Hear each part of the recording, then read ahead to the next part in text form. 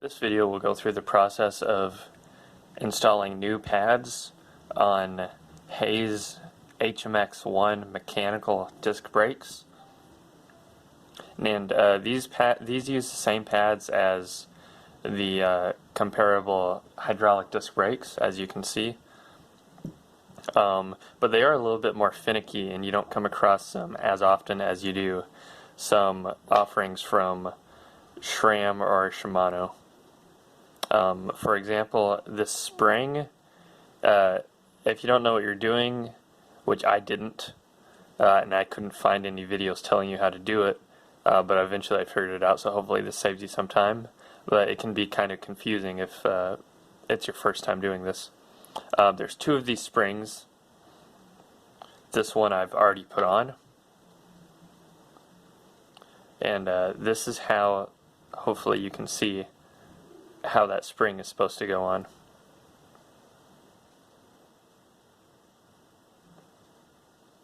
And it is kind of finicky doing it,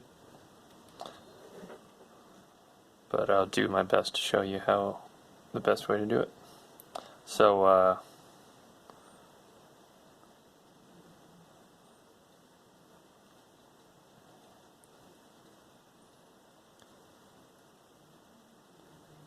turn it over like that.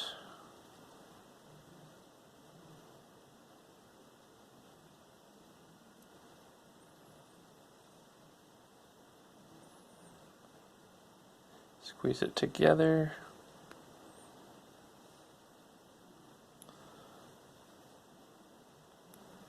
And there you go, that spring is now installed correctly.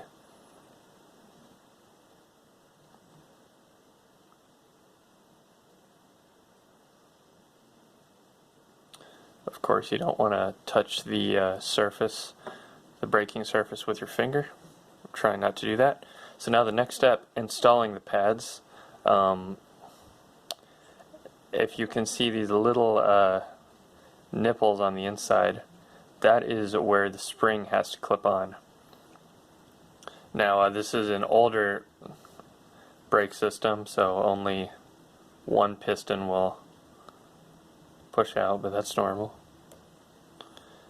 And you need to make sure that this little indentation here lines up with the nipple on the inside, or you've put the pad on in the wrong direction. So I believe this one goes in there.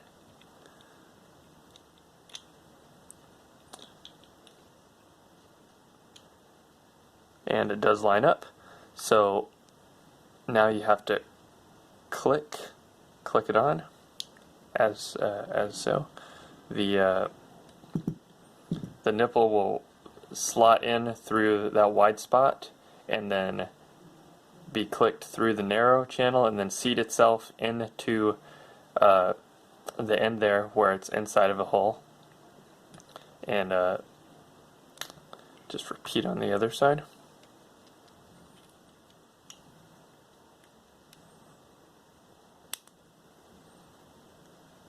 And there you have it.